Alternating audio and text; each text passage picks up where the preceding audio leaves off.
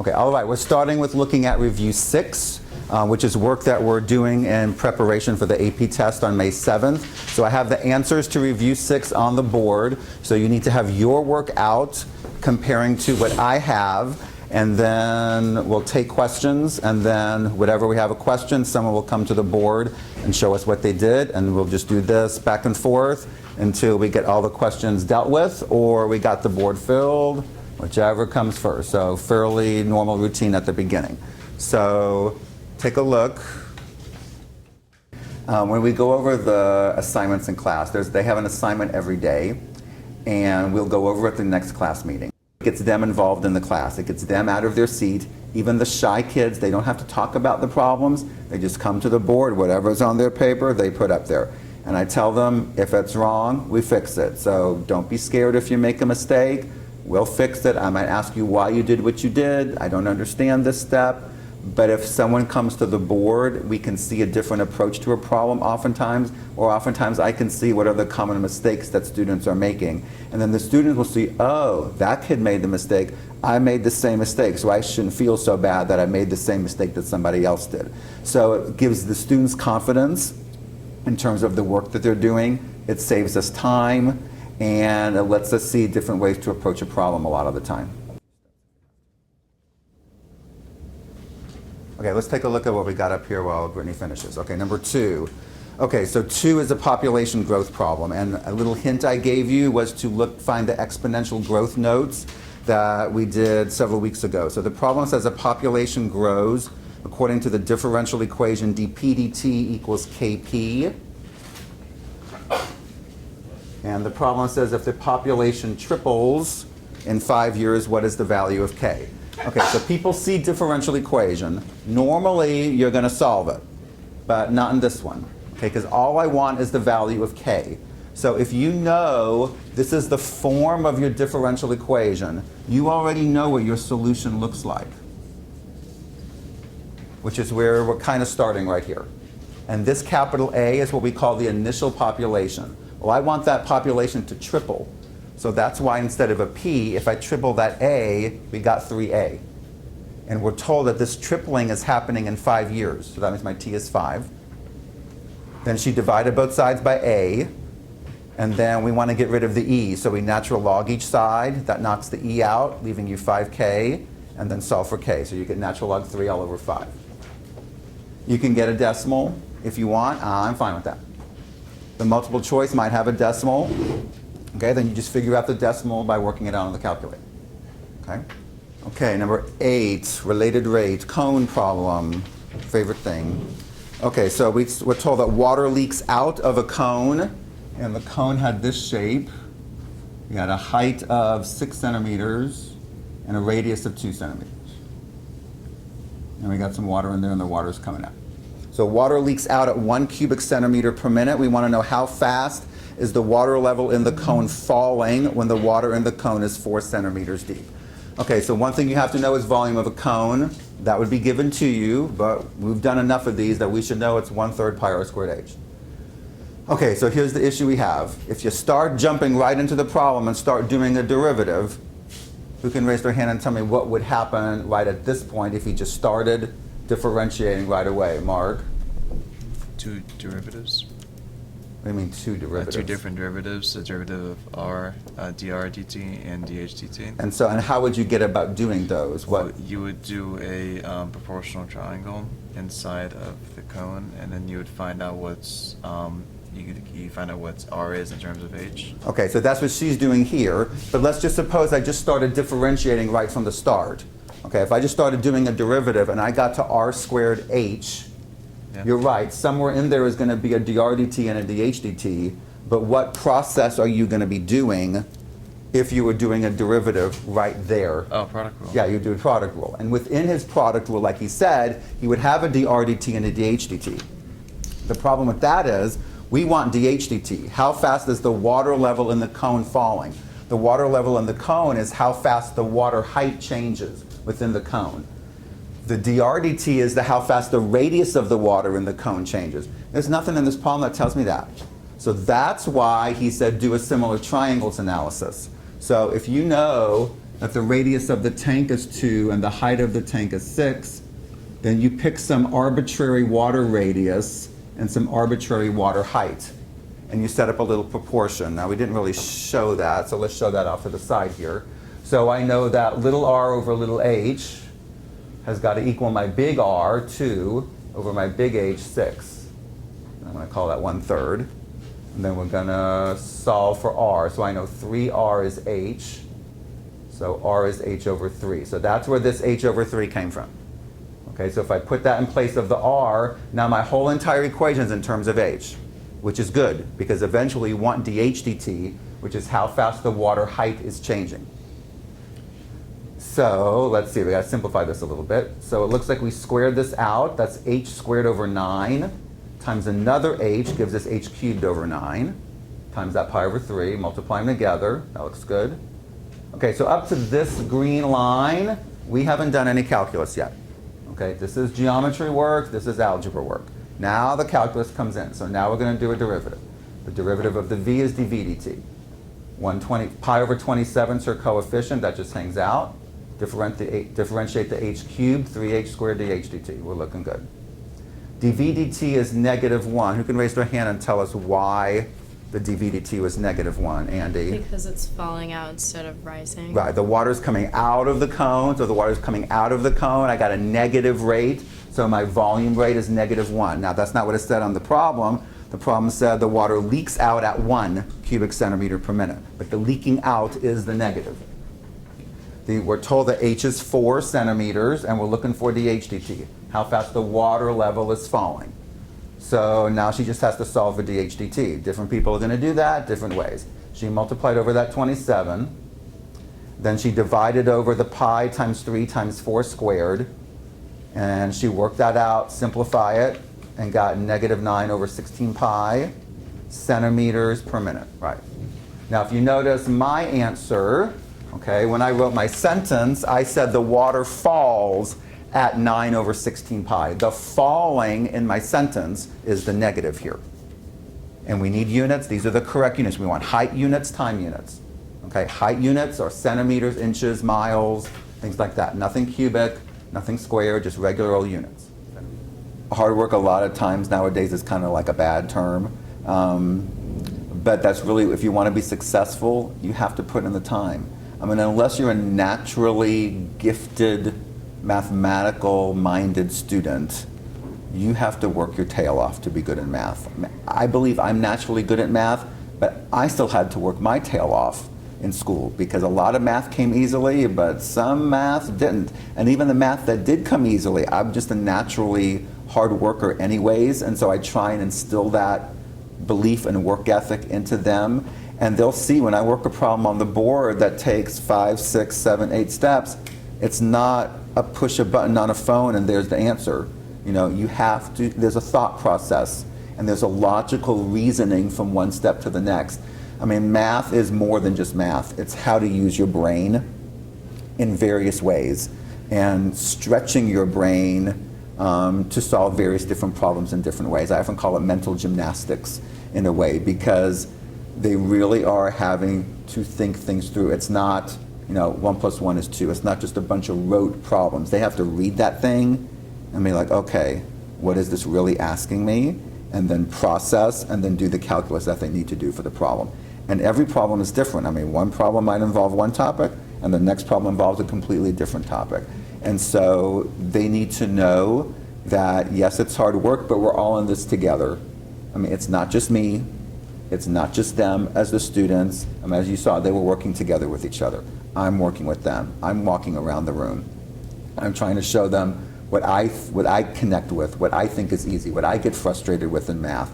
So it really is a team effort, and I try to make a team atmosphere in the room so that they don't feel, oh, I'm in this all by myself. I don't think I can handle it because it is too hard. No, we're all in this together. You got somebody next to you who knows something, ask them. You can ask me. Let's work together to try to get through this. Okay, then came to number 7. Number 7 was the tricky one.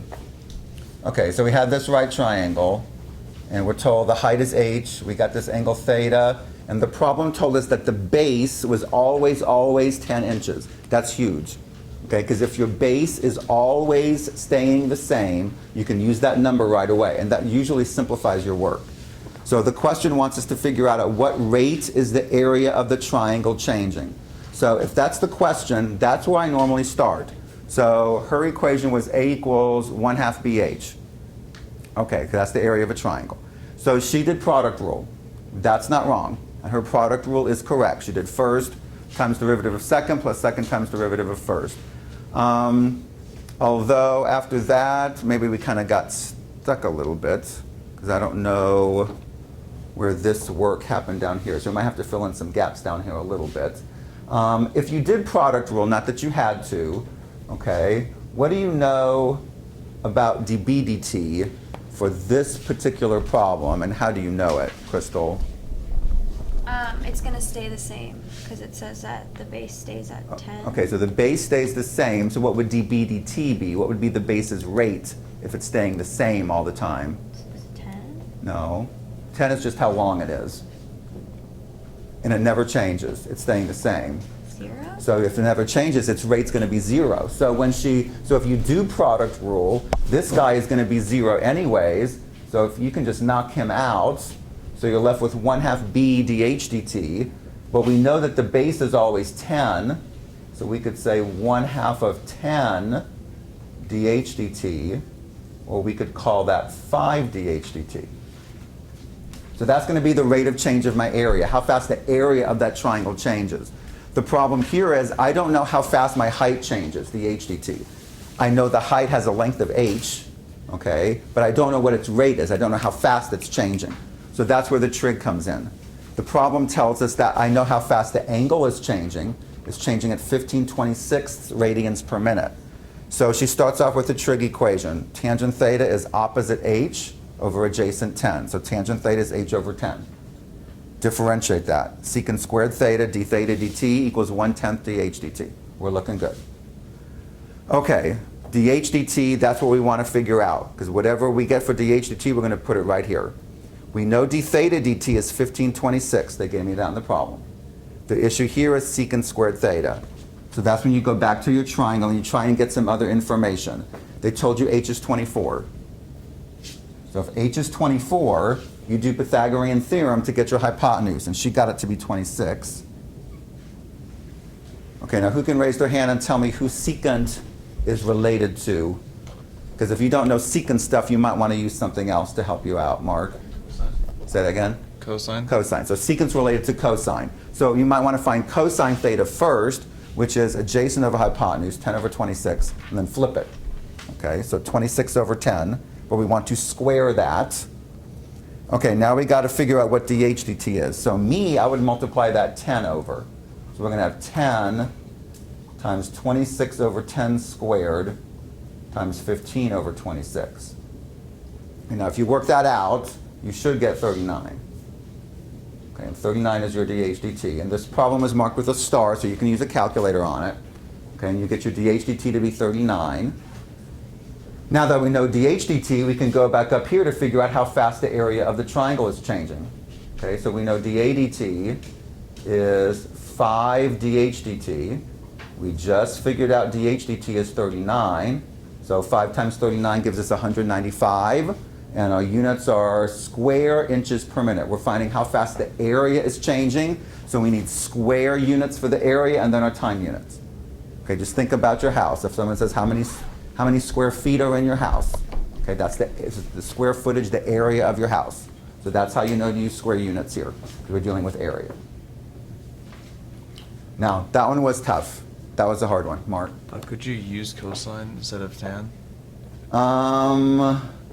No, you cannot, because if you use cosine, you're going to be using 10 over this guy, and you can't use the 26 because the 26 is changing, because as the height changes, your hypotenuse is going to change. So you'd have to give him a different name, okay, and then you'd have another rate in the problem that you don't really need to worry about. Some problems you might need to use a different trig function, but because this guy's staying fixed, he's never changing at 10, and this guy is changing, tangent is the one that's probably the most useful here. So let's suppose we look at this and we kind of get stuck. Okay, so let's look at some things that we can do just to show what we know. Okay, the question is asking about how fast is the area of the triangle changing. I'm thinking you should at least be able to get the ADT in some way, whether it's through product rule or knowing that it's 5D HDT, because you know your base is always 10. So she could have plugged the 10 in right away. So at least you can show what you know about dAdt. Another thing you could show is if there's trig involved, if there's a theta happening, you probably need a trig equation. At least write that down. And if you write that down, you can probably get the derivative step. Okay, so there are some calculus things that you can do. If you can't do the whole big picture, at least say, hey, teacher, hey, grader, this is what I do know. Okay, or you could write on your paper and say, d theta dt is 15 over 26. Actually write that on the paper. Okay, who knows? It might be worth points. You don't know. When they write down everything that they know about the problem, ultimately, they're convincing themselves, I know something. If they leave the paper blank, I know what they're going to get. 0. 0 for me, 0 for an AP grader, 0 for anybody. So I would rather, you know something, put something down, as little as a little derivative statement, f prime equals 0, dAdt equals 3. Now, it's not going to guarantee you a point, no, but it's better than blank. And so ultimately, it's really for them to develop confidence in themselves that they know more than they think they know.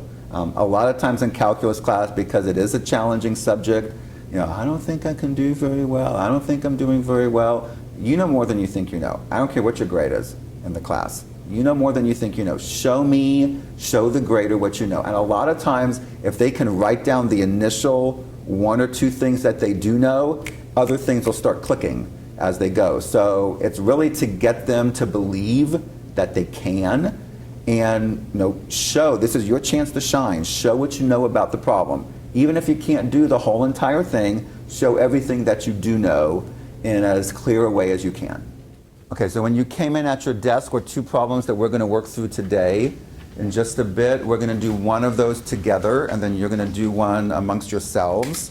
But when we're done going over these 2, you might want to be finding the multiple choice packet that I gave you a while back, because you're going to work through 4 of them, but it's not the next 4, so don't just assume we're going in order. So in the next few minutes, you might want to find that packet so that we can smoothly go right into that. Okay, multiple choice packet. These are the 4 that you're going to do. I'm going to time you for no more than 8 minutes. We're going to do 81, 82, 83, 84. Those 4 are calculator problems, but that doesn't mean you have to use a calculator. That just means you're allowed one. So 81, 82, 83, 84. And then we'll come back together after 8 minutes max, sooner if we can. And then we'll talk about those. So as you're working, talk to each other about the problems.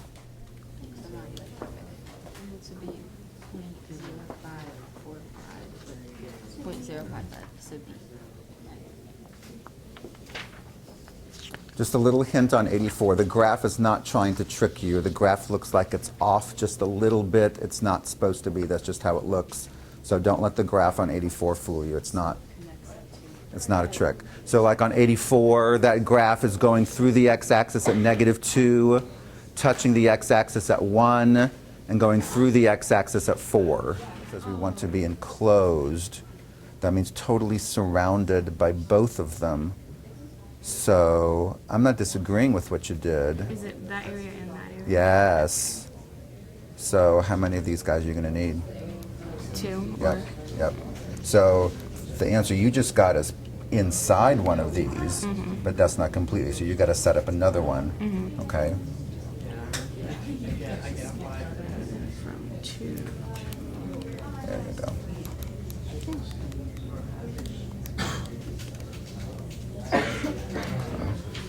Now, how's that second integral going to change? That's going to be on top There you instead. go. Good. So that's a tricky one. Okay, let's take a look. Okay, so 81. Someone raise their hand and tell us what you think of when you hear the word antiderivative. Camden? Integral? Integral. So there's probably should be an integral going on. I don't see one in A.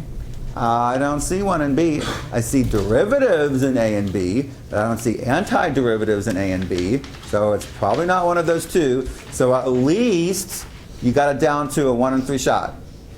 Okay, they tell you g of 2 is -7. They want you to find g of 4. They gave you a function value. G of 2 is -7. They want you to find another function value, g of 4. Who can raise their hand and remind us what type of problem this looks like, Michael? Future position. This is like future position, except there's not a particle motion context. So it's where you began, -7, plus your integral. And you're integrating from 2 to 4 of f of t dt or f of x dx. And the only one that looks like that is e.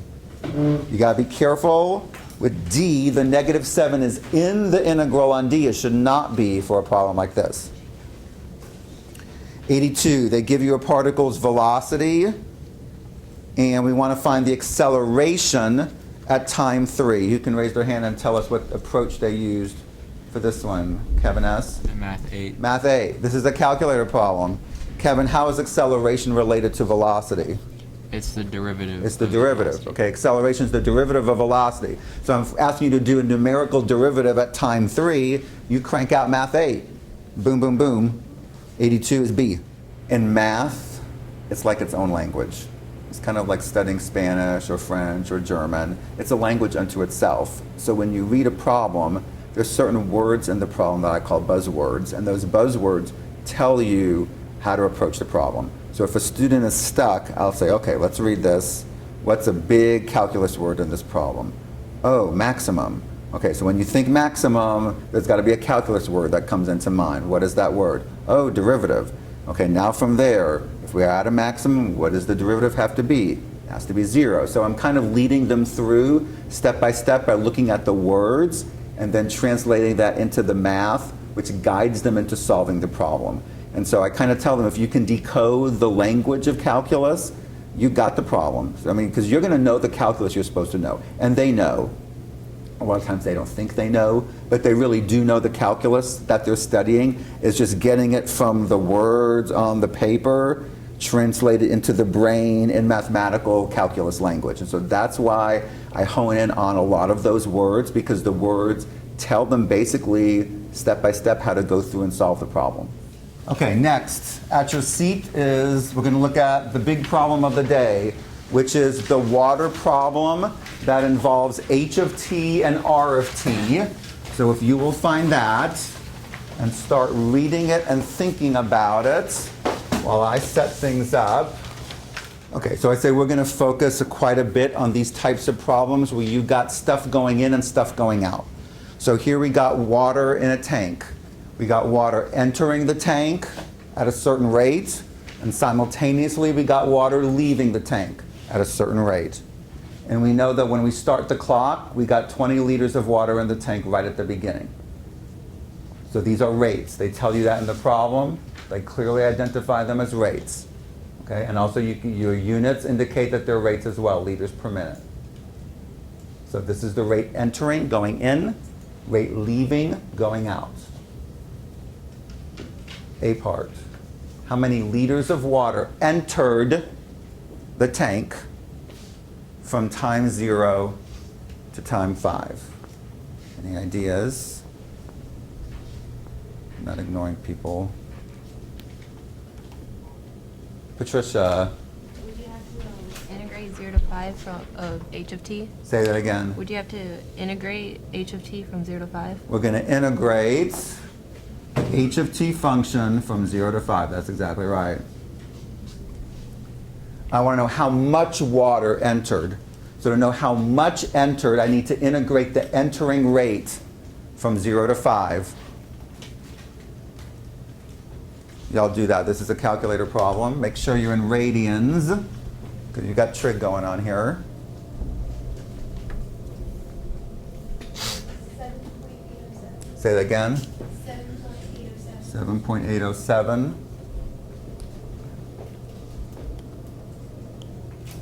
You got A part. A part's probably worth 2. 1 point for the integral, 1 point for the answer.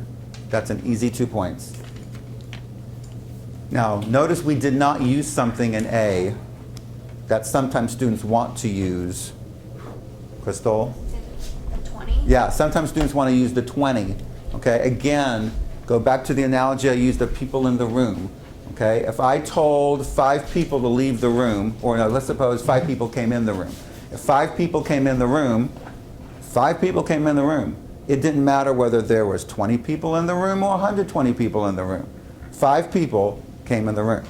So if I want to know how much water went into the tank, that's all I need to know. It has nothing to do with how much water was there to begin with. Now that 20 might come in later on, but if it's just how much went in, it has nothing to do with how much you had at the beginning. Okay, now B gets a little tricky. Is the amount of water in the tank increasing or decreasing at t equals 3?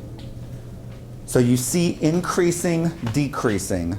Increasing, decreasing should bring a certain calculus word, concept into your brain. Increasing, decreasing. Relative. Increasing or decreasing.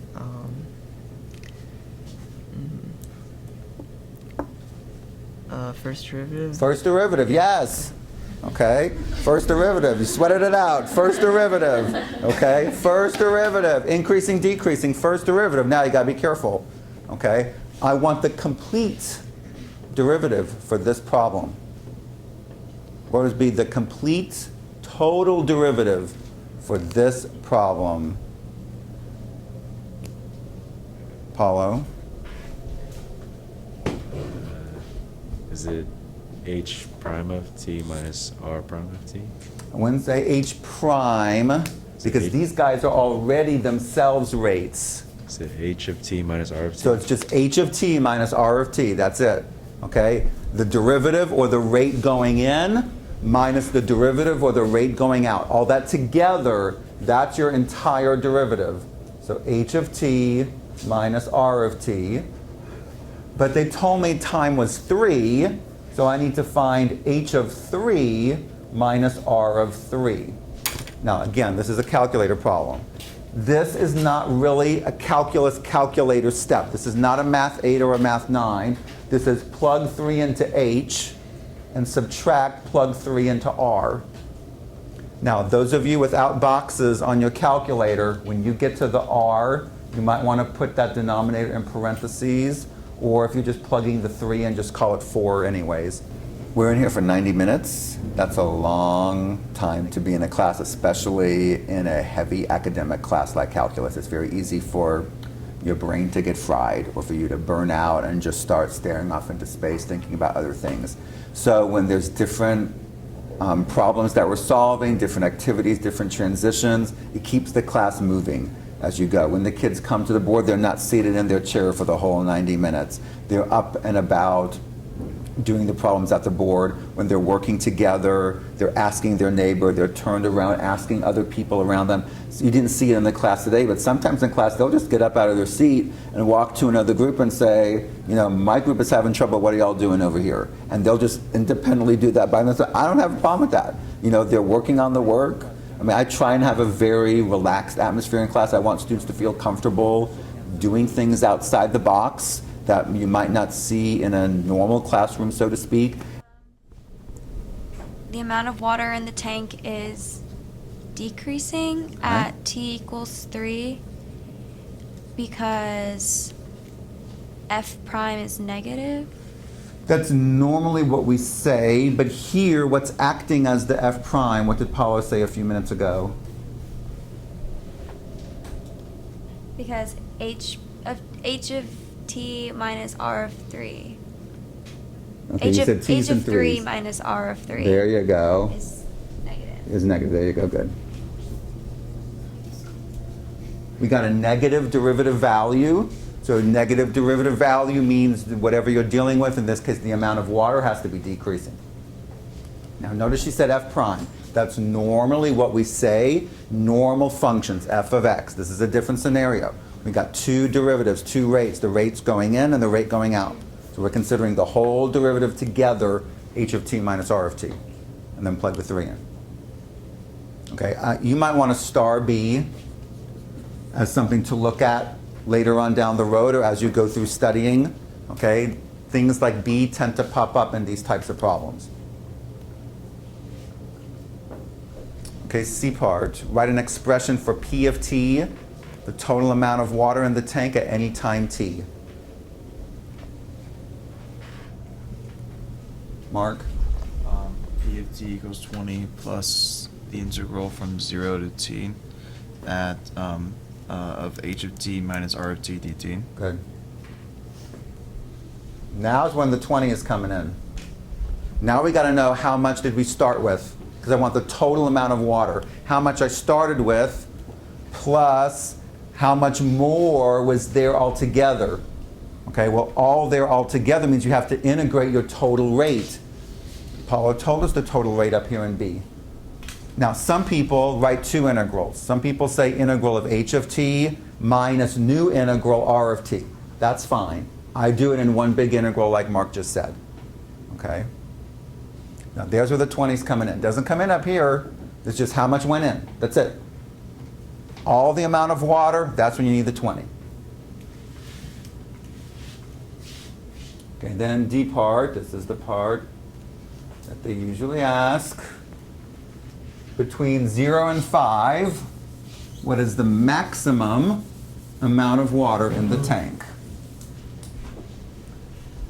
Okay, you hear maximum. Paulo? Candidates are going to happen, yes, but before we get there. You need to set the derivative equal to 0. And what's our derivative for this problem? H of t minus r of t. Yes.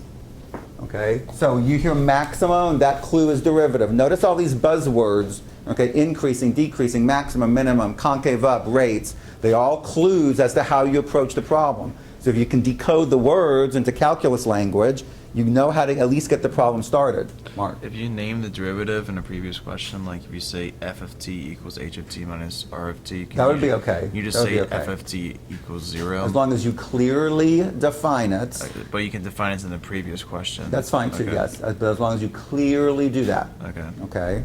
Now, I'm not going to do that, but as long as you clearly do that, it's okay. Okay? So, Paulo said we got to set our derivative, h of t minus r of t equal to 0. I guarantee you writing that on the paper is a point. So that's big. Now, he also mentioned another word, candidates. That's good. So we got our endpoints, which they told us was t is 0, t is 5. And then we got the interior. Okay, the interior is where this is going to come into play, the interior part. So here's what you're going to have to do. You've got to graph this, h of t minus r of t, and find out when you look at that screen, since that's your derivative graph, when you would have a maximum. Now this is when you got to be careful, but non-box calculator people, when you type the r of t, that denominator needs to go in its own parentheses. Okay, but if you have boxes, guys, just do the box, alpha y equals option 1. A lot of times in calculus, especially problems on the AP test, it's a one giant problem that's broken up into subproblems. So at the beginning will be the stem of the problem, like the introduction. That's all the information that they need for the entire problem. But when they do the A part, they might not need everything that's up there in that stem. So we have to go through what is A part really asking us. So then go to the stem and just take those parts out. This part of the problem, you might need this later on. When will we need it later on? Well, maybe if we're trying to find the total amount of water, then we need to know how much water there was at the very beginning. But if all we're interested in is how much water did we pour in, it didn't matter whether the tank was empty, half full, 3/4 full. We just want to know how much was put in. So there's certain parts of the problem that they're going to use throughout the different parts, but in the individual parts, they might not need those small pieces, and they need to be able to identify when is this an important piece for part A versus when is an important piece for part B, or a relevant or irrelevant part in part C. Because if they try and take that stem and use everything in it and all the parts of the problem, they probably won't finish, and they'll probably just get frustrated and then give up because they're like, I'm trying to do too much at once. So trying to break everything down into smaller, manageable parts. Let's see what we really need just for this part. Let's just focus on A. We'll worry about B when we get to B, and then we'll focus on B. So just training them and teaching them, just slow down. They live in a fast-paced world. They're not used to slowing down and taking their time. And that just takes time and training, which clearly they're getting better at. And again, them believing that, yes, I got this. I can do it. I just got to take it one step at a time. But you're going to see as when you do this next problem amongst yourselves, the Camp-Newton problem, it's very similar to this. Now, there's some twists, but it's really, really close to this. And we're going to work on these types of problems as we go throughout the next 22 days, because they love these. Stuff going in, stuff going out, and do all kinds of mess with it. Okay? So, use this problem as a guide, emphasis on guide. Okay, it's not a strict rule, a guide to help you do the Camp-Newton problem. It's very similar to the one we just did. It's a calculator problem. The Camp-Newton problem is the other sheet that I gave you. Now, the biggest issue you're going to encounter is this. When you type, how do you type a sine squared most effectively, efficiently? You got two options. If you like parentheses, okay, when you type a sine squared, you're going to type sine t over 6 squared. I personally don't like that. I don't like using all those parentheses because I often goof them up. Okay? Me, when I do a sine squared, I do sine sine.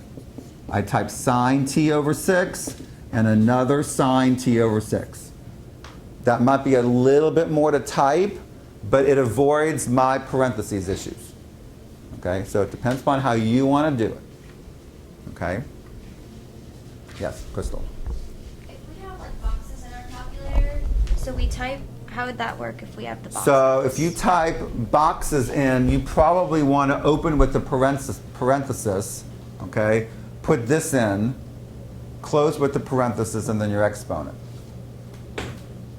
So we can't just put the squared on the outside of the... I don't think so, because if you do this, what are you squaring? T over 6. The t over 6. I don't want to square the t over 6. I want to square the sine t over 6. See, that's the biggest issue. If you have parentheses issues or you don't like to use parentheses and you do this, now you've created a totally new function because you're squaring this guy rather than squaring the whole thing. So to me, if you do sine sine, to me that takes care of all your issues. That's just my opinion. You do what you want to do as long as you get it right. Okay, so here's what we're going to do. I want you to work through the Camp-Newton problem as far as you can get. But here's the thing. I want y'all to hash it out amongst yourselves. A, B, and C I don't think are that bad. It's D that's the twist. So the twist you need to work through amongst yourself or amongst the people around you. Towards the end, I'll give you review 7 that you need to work on for Thursday. Okay, so work on Camp-Newton for a little bit. I'll walk around, but you really need to be hashing it out amongst yourselves. So if you have a question, ask a neighbor. I might interject, but ask someone nearby if you get stuck. Okay? Questions? And then we'll wrap up at the end and I'll give you review 7. Okay? So you can talk about the problem, so you can make sure you're doing it right. So we're working on Camp-Newton right now. Yes? Yes. And as I was walking around, I saw a lot of agreement of negative 121.090. So we can say the amount of water is decreasing because W of 15 minus R of 15 is negative.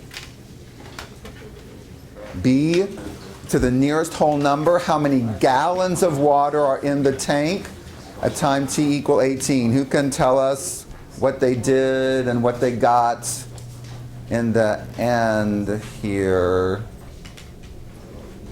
Carly, loud. I did 1200 plus the integral from 0 to 18 of W of t minus R of t. And you got And I got, rounded to the nearest whole number, I got 1310. 1,310 gallons, right. I want the total amount of water. Now, they didn't say total. That threw some people off yesterday. It doesn't matter if they say total or not. How many gallons of water are in the tank? The implication is total. So I need to know how much I started with, 1,200 gallons, plus how much my water changed. That's my integral. If you do A and B perfectly, you got 4 points out of the 9. Okay? That's probably higher than what the average is, because usually the averages on these types of problems are low. Okay, so you're already doing pretty good. Okay, CPAR, amount of water in the tank at an absolute minimum. You should be finding the complete derivative equal to 0, solve it, and then find out how much water you have at the various times. So what we're going to have to do next class is we're going to have to pick up with C, and then you need to think about D. Okay, they give you a little hint. It has to involve an integral. So you've got to think about what am I integrating if no more water is being pumped into the tank. And then what should my limits of integration be? And how do I write an equation? I need an equal sign in there someplace. So D is the twist. A, B, and C, we're getting pretty good. D, you got to think a little bit about. So think about that between now and Thursday. Work on review 7 for Thursday. And then we'll keep on rolling along. You know, like I said, calculus is a challenging subject.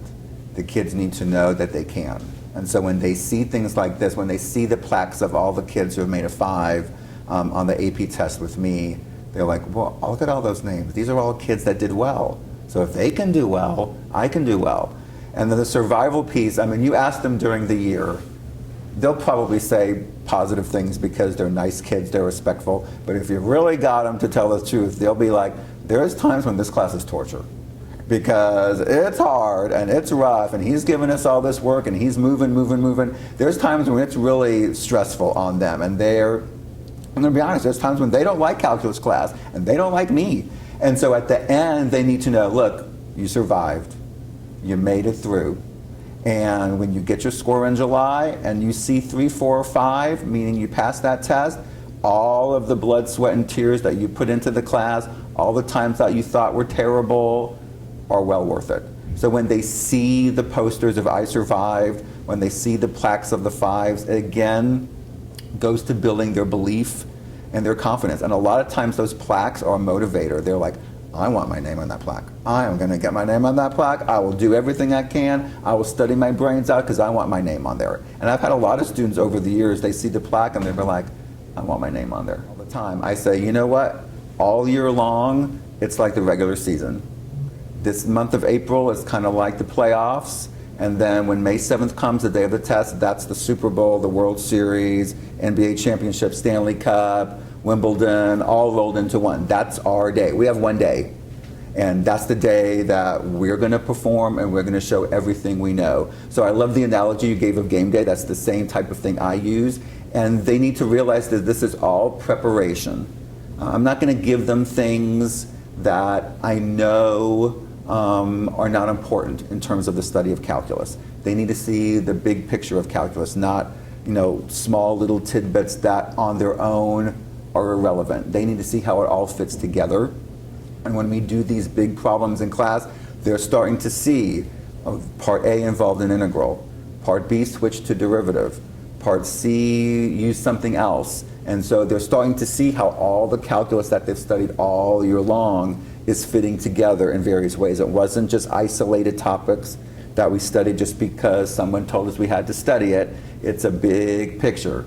Maybe as they were going along, they didn't see how this chunk was working or fitting, but now they're seeing how all the different parts fit, not just in calculus, but in all of their math. I mean, back in algebra class, we were doing algebra things today that they did way back in 8th grade, 7th grade. So they're really seeing how not just the big picture of calculus comes into play, but the big picture of math as a whole comes into play in this class. I mean, one of the things I often tell people is calculus really is the culmination of all the math you've studied from kindergarten all the way through 11th and 12th grade, all put together in various ways.